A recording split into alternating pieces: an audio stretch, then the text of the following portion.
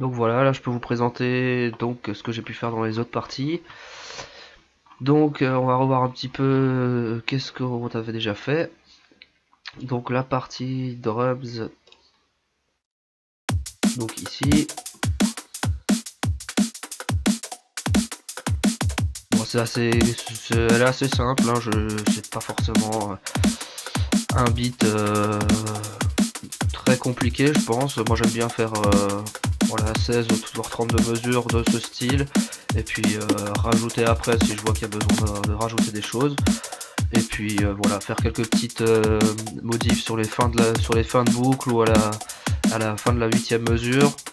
Voilà, comme ça peut s'entendre. Et puis à la fin de la 32e mesure, souvent il y a une bonne montée, un petit drop, j'ai envie de dire, pour relancer sur la suite. Donc voilà un petit peu pour cette partie. Je vais pas rajouter grand chose. Je vais rajouter un ozone, ça j'aime bien le rajouter. Pour la partie voilà, maximiseur, compresseur multibande souvent, où je finis par rajouter un peu agrandir l'image stéréo, surtout sur la partie aiguë et médium, enfin au médium on va dire aigu. Donc voilà, souvent je fais ça. Sinon j'aime bien aussi voilà, mettre pourquoi pas une compression parallèle sur un retour. Je peux vous montrer ce que ça peut donner. Donc on peut insérer une piste retour. Donc le principe c'est de mettre un compresseur sur la partie sur un retour et d'utiliser le retour pour compresser certaines fréquences simplement. Donc ça va gagner de la brillance sur les aigus. Après je vais vous montrer. Donc on va mettre un compresseur. J'aime bien le Fab Filter, il est vraiment sympa pour ce type de truc. Il y a un preset qui est déjà là. Donc on peut faire parallèle compression. Voilà. Je mets un équaliseur avant. Et donc sur cet équaliseur, ce qu'on peut faire, c'est voilà, on va descendre à -30, on va élargir le cul, on va faire comme ça. Donc, et donc ici,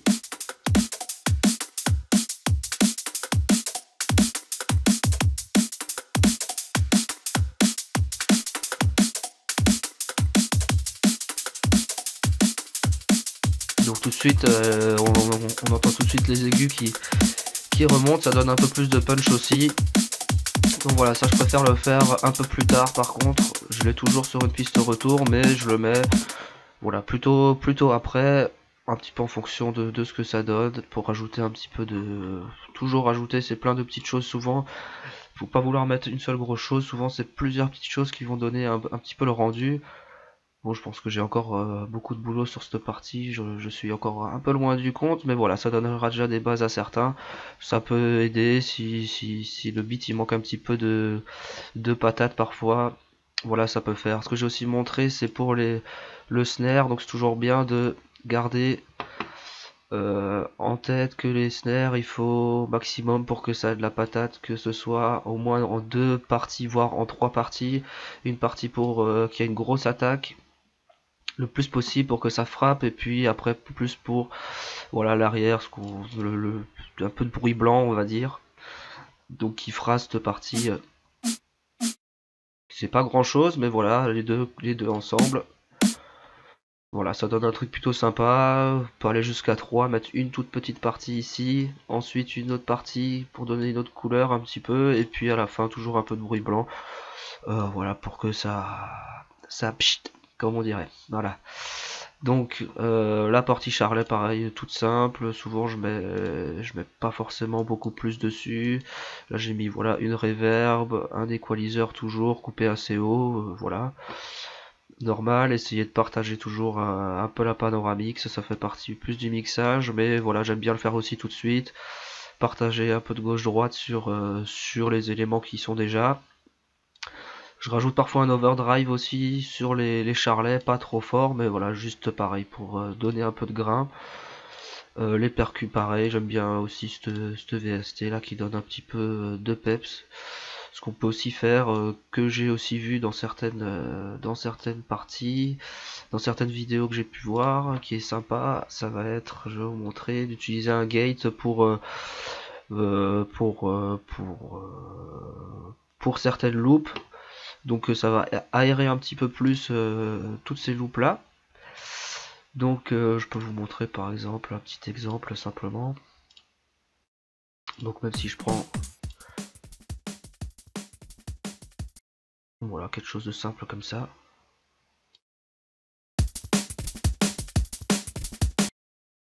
Et donc si on met un équaliseur dessus, toujours commencez par mettre un équaliseur sur votre piste. De toute façon il y en aura de toute façon un sur toutes les pistes que vous allez utiliser à la fin pour le mixage. Donc moi je trouve c'est toujours mieux de commencer tout de suite un peu par ça, au moins pour mettre un fil coupe bas et coupe haut. Voilà, le minimum c'est ça. Même si on reste à 18 kHz ici, là pour le début on peut rester même à 30 s'il faut, mais voilà, la plupart des pistes on enlève à 100 Hz, le snare à 180, j'ai envie de dire. Là où ça frappe vraiment fort c'est souvent de façon à 200 Hz, 250 pour certaines qui sont un peu plus hautes. Donc voilà, donc là je reste au niveau de ma snare, le kick j'en ai pas trop, je m'en fous un peu on va dire. Donc ça donne ça, je mets un gate dessus. On n'entend plus rien.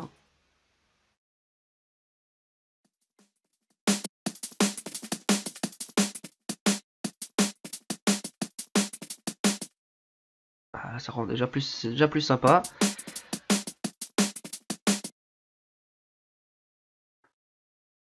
On peut faire comme ça.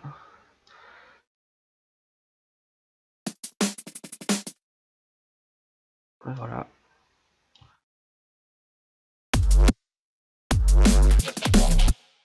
On va rester juste là-dessus pour vous montrer.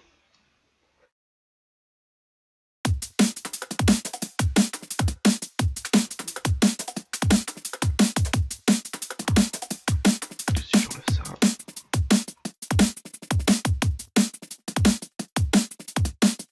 On peut enlever le kick aussi qui est sur cette partie. Parfois ça peut faire. Là on l'entend un peu. Moi ça me plaît pas toujours. Faut juste enlever ces parties-là. Voilà, par exemple. Donc là, c'est vraiment un exemple. Je fais ça rapidement. C'est vraiment pour montrer un petit peu comment je peux parfois procéder. J'espère que ça pourra en aider un peu certains. Donc voilà. On peut partir sur quelque chose comme ça. Parfois, je fonctionne comme ça aussi. Je fais un départ de juste kick, snare. J'aime bien les cymbales aussi. Et puis voilà, donc ça peut arriver que je fasse comme ça aussi. Et puis après voilà, il faut changer un petit peu la rythmique, déplacer un peu des notes, ça peut faire sympa. Donc faut pas hésiter de toute façon dans ce style, il faut vraiment chercher, triturer, passer du temps. Je pense que même moi je passe encore pas assez de temps. Mais voilà, il faut vraiment pas hésiter à chercher plein de choses. Donc voilà, ça peut donner ça. Oh, le volume est pas très fort de cette piste, je vais juste mettre un utility, j'aime bien mettre ça si j'ai pas assez de volume.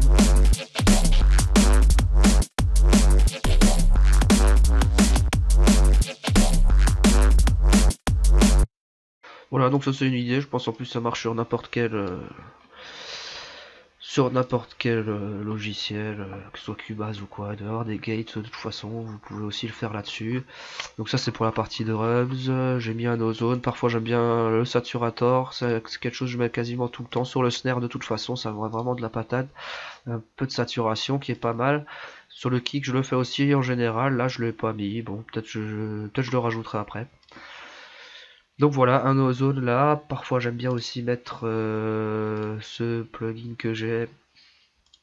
Donc c'est le Antartube, alors moi j'adore ce plugin, il est vraiment génial. Donc soit on peut rajouter un petit peu de couleur comme ça, c'est plutôt pas mal. Et on a aussi le mode un peu démon on va dire. Voilà, ça apporte déjà plus de distorsion, de saturation un peu. Donc voilà. Je n'utilise pas forcément ce mode là pour les beats, mais voilà, parfois monter un petit peu comme ça donne un peu de chaleur au son. Je le mets souvent sur les basslines parce que ça, en mode démon là, il n'y a pas besoin de rajouter de dB, ça gratte tout de suite. Je l'ai utilisé vraiment beaucoup au début, j'utilise un peu moins en ce moment, mais voilà, je l'aime toujours autant et toujours pas mal. Donc la partie bassline ensuite j'ai fait donc vous avez vu j'ai pu faire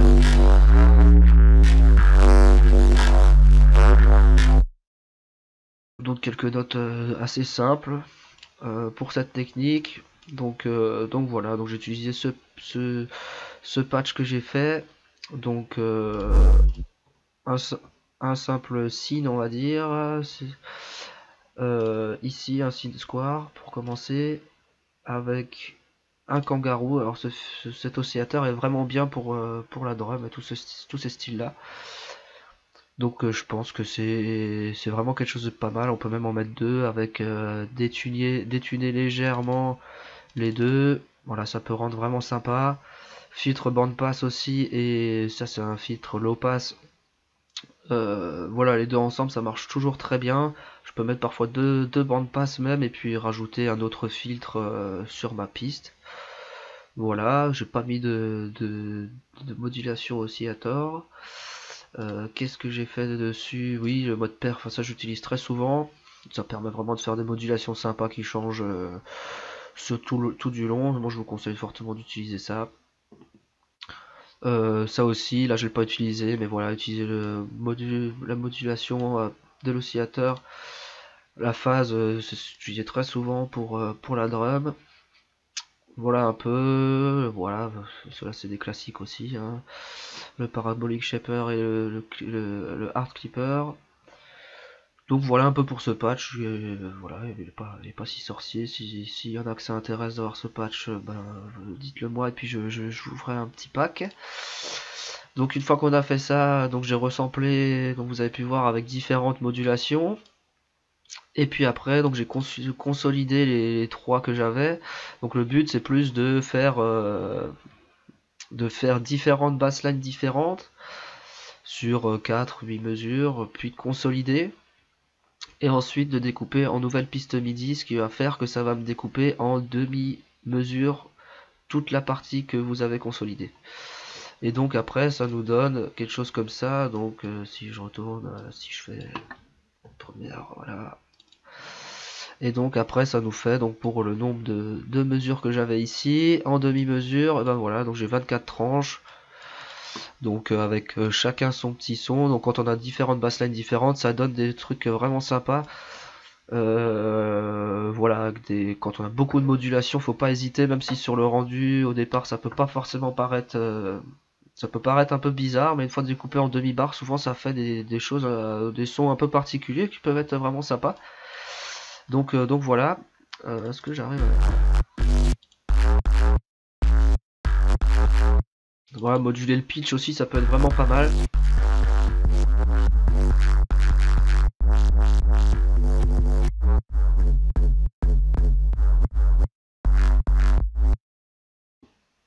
Voilà un peu. Donc dans ce rack aussi, du coup qui est créé quand vous faites ça, donc on a aussi la possibilité de certains paramètres qui sont déjà dedans, qui peuvent être vraiment sympas. J'ai pu faire par exemple ça. Voilà. Donc ici avec le loop compresse ou avec la longueur de la boucle.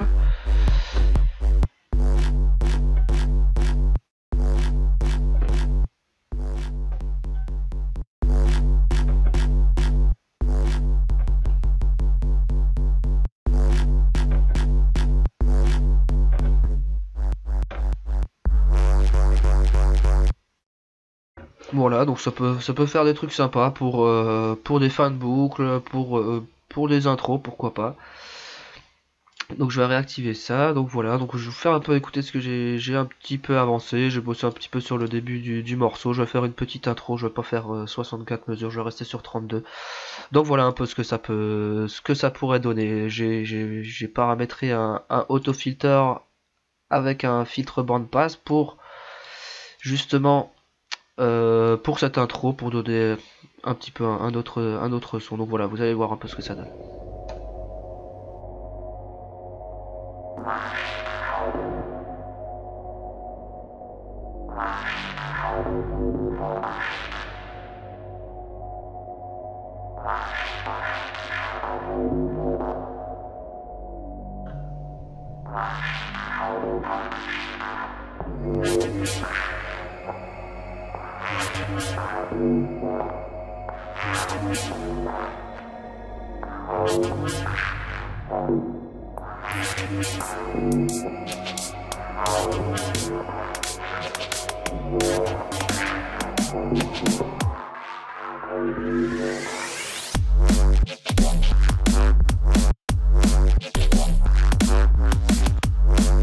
Donc vous voyez aussi que sur cette base là, une fois que j'avais redécoupé, que j'avais construit ça, donc j'ai fait la même partie qu'avant, un audio et un rack d'effets avec une partie basse, médium, aiguë, essayer de garder le sub, toute la partie sub en mono, et puis rajouter des modulations sur le médium et l'aigu. Vous pouvez mettre ce que vous voulez, il faut faire des essais, hein. J'avais essayé un chorus un peu, un flanger je crois aussi ici, qui m'a pas spécialement plu. Je trouvais que ça cassait un petit peu la partie qui grattait, que j'aime bien. Donc voilà, j'ai rajouté aussi des petits one shot, je pense un peu tout le monde le fait, qui sont pas pour, machin, bon bref. Moi je pense que mélanger les deux c'est quelque chose de bien, même les plus grands le font, je l'ai vu dans quelques morceaux, même de très gros artistes. Donc voilà un peu, c'est deux petits sons tout simples, hein. Et c'est parti. Voilà, là c'est pour le moment une base, et puis que je continue à moduler un peu. J'ai quelques autres sons que j'ai créés dans un premier projet, c'est quelque chose qui est pas mal de faire avant, plutôt créer ces sons dans un premier projet, les exporter en audio, pour les avoir bien rangés. Si on s'en sert, tant mieux pour le projet, si on s'en sert pas, bah, ça servira pour les prochains. Je vous conseille fortement de le faire, je l'ai pas fait pendant très longtemps, et je m'en suis mordu les doigts quand j'ai planté mon PC. Donc voilà, donc un petit peu pour tout ça. Je vais un petit peu avancer sur la suite. Si vous avez des questions sur tout ça, sur ce qu'il peut y avoir, je vais aussi vous montrer dans une prochaine vidéo pour faire un drum rack bien complet. Vous aurez très certainement presque plus besoin d'en faire, ça servira pour tous les styles de son, même pas forcément pour la drum. Donc je l'ai enregistré aussi, c'est pareil. Donc instrument, un drum rack, et c'est le complete drum rack. Alors celui-là, j'ai trouvé cette vidéo, j'ai trouvé ça vraiment super. Donc ça permet d'avoir un 127 kicks, 127 snares, 127 hit-hat fermé, ouvert, des percussions, ce que vous voulez. Donc le principe ça a été de mettre un sampler sur chaque piste, et du coup si ça marche, voilà.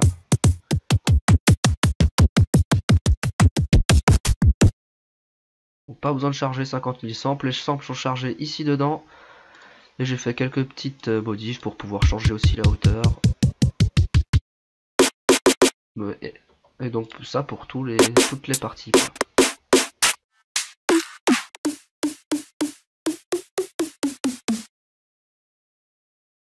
Donc voilà, pourquoi pas dans une prochaine vidéo, je vous montrerai simplement comment faire ce petit rack. C'est assez facile à faire et ça peut être très très pratique. Donc voilà, et ben merci à tous, à la prochaine.